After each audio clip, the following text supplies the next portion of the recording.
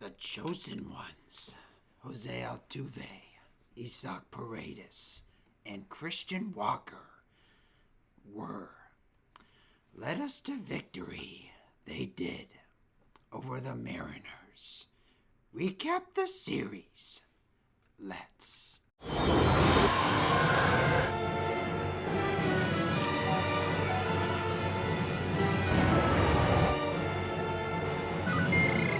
Have you now? What? Yahoo!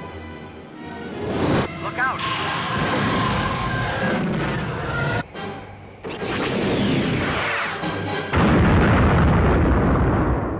Okay. If you guys thought that I was going to be using a Yoda voice or a Yoda theme voice throughout the course of this video, there is no way in heck I would have been able to do that. But what's up, guys, and welcome to another fantastic edition of Astros Series Recaps.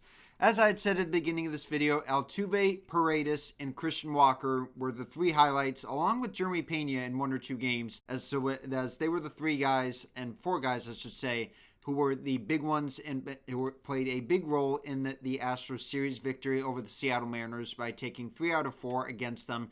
They are now a game and a half out of them in first place in the AL West going into Monday night's action. Anyway, let's talk about this series. First things first, let's dive right into a couple of injury updates, starting with Yordan Alvarez, which was posted today as of when I'm recording this video. Espada says he continues to progress. He did do regular baseball activities, pretty much all of them, including, jogging on the bases, hitting off of the tee, doing regular batting practice, that sort of thing. We're hoping that he's going to be able to return this month, at least towards the end of this homestand, hoping that that's the case, but we'll just have to wait and see. There's really no telling on when he's going to return. But diving straight into the series itself, starting in this first game, the Mariners got engaged early on Lance McCullers. They scored 2 runs off of him as the Astros were facing a 2-0 deficit after 2 innings, but the Astros would immediately rally in the bottom of the third inning by loading the bases with 0 outs, a situation that we have struggled with all season, but we were able to cash in this time with Isaac Paredes able to bat home one of those runs on an RBI groundout. It should have been a double play, but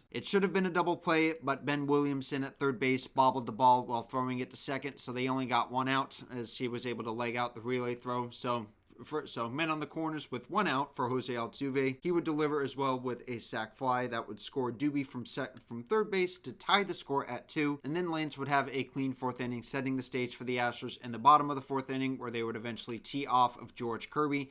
To their credit, this was his first start of the season, so he was coming in a little bit rusty. If he was healthy all season, he more than likely would have had the Astros, and he more than likely would have had his way with us on this game. But going straight here in the bottom of the 4th inning, all of this, by the way, came with 2 outs. So let that sink in for a minute. The Astros, as I've said since Arlington, have scored many of their runs with 2 outs, and the 3 that they scored in this inning all came with 2 outs. After Jake Myers and Cam Smith would each reach base against George Kirby, Dubon would bat home the first of those 2 to give the Astros a 3-2 lead, and then Jeremy Pena would deliver the knockout blow to George Kirby with a 2-run triple, putting the Astros up 5-2 at that point. Altuve would then homer to lead off the 6th inning, one of 2 home runs he'd hit in this game. He would then hit another home run, a 2-run blast, to put us up 8-2.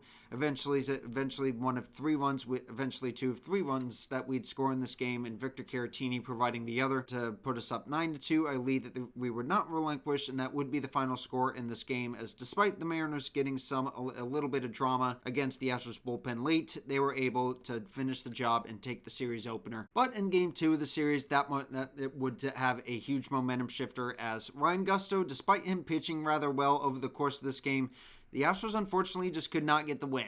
It started in the top of the 3rd inning with Leody Taveras hitting a home run off of him to put the Mariners up early, but Isaac Paredes would answer with a home run of his own into the Crawford boxes to put us up 2-1. But then, of course, Miles Mastrobini for the Mariners in the 5th inning, a couple innings later, would hit another Dyken Park home run to knot the score at 2. But then the Astros would then rally once again in the bottom of the 5th inning with Christian Walker hitting a sac fly to put us up 3-2.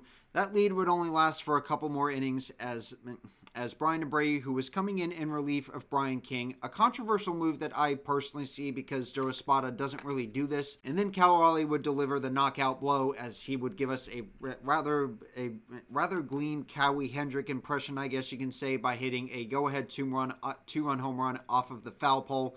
And, I mean, if I'm being 100% honest, from my vantage point on this, it looked foul, but, I mean, and I thought it was going to go foul, but little did I know that it was hooking fair, and then it actually struck off the foul pole.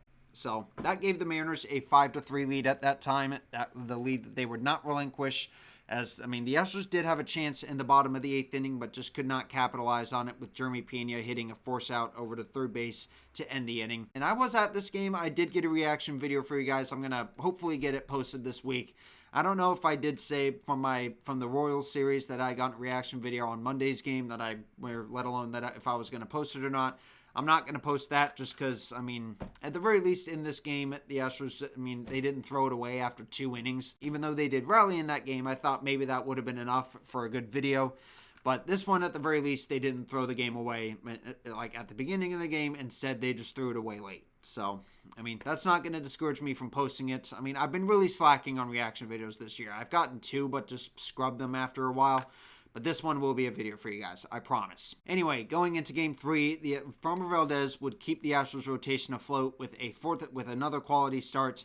Hunter Brown, of course, has emerged as the ace of the Astros staff, but, I mean, Framber Valdez has definitely sent a reminder out there that he is still the ace that he once was during 2022. But the Astros got their scoring started early. They scored 2 runs in the first inning, both of which were unearned off of Brian Wu. But outside of that, they didn't even get a hit with runners in scoring position over the course of this game. To our credit, the Mariners didn't really get much going against Framber Valdez or our bullpen either. So in a way, I guess it kind of worked out. But I mean, honestly, man, it's about time that we'd gotten a close win like this.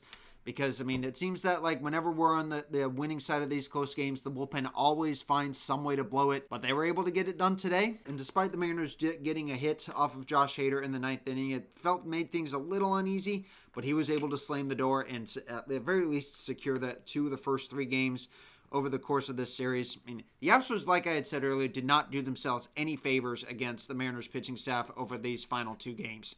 They had 11 hits in this game, all of which were singles. I mean, the same story was kind of the case today. That single streak bled into Sunday's game in the series finale, but Dubon was able to put an end to that streak in the top of the 4th inning with a 1-out double. And the Astros did have to play catch up in this game as the Mariners would score 3 runs off of Colton Gordon.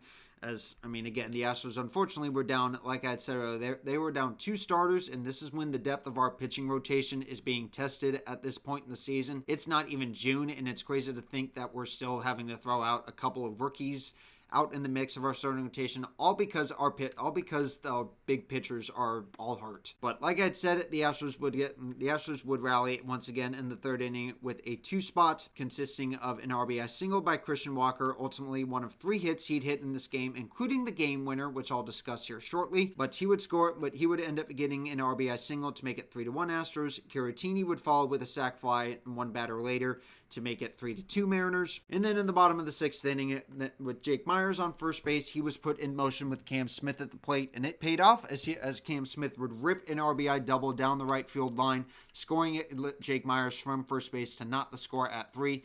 It would pretty much be a stalemate for most of this game going into the bottom of the 9th, especially with our bullpen being rather short-handed. Brian Abreu was not available, and Josh Hader was also not available, but Brian King was able to get 4 key outs over the court out of the bullpen for the Astros as he would to give us a shot at winning it in the bottom of the 9th. Christian Walker did what he had to do, did what he must, I guess you can say, no pun intended, from Star Wars. And by the way, if you couldn't tell from the intro in this video and my puns that I'd used throughout this video, this past weekend was Star Wars weekend at Daikin Park. And many of you guys know that it is my personal favorite weekend at the ballpark. It was in previous years, they just did those events for just one game over the course of a series. Usually that game is on Friday.